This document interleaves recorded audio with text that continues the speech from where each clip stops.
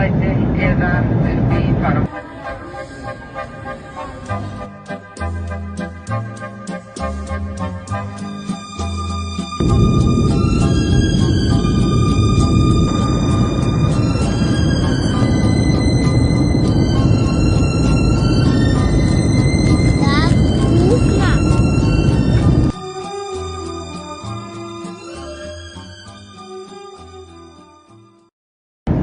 Farangur á að vera vel skorðaður, undir sæti eða upp í farangurshólfi.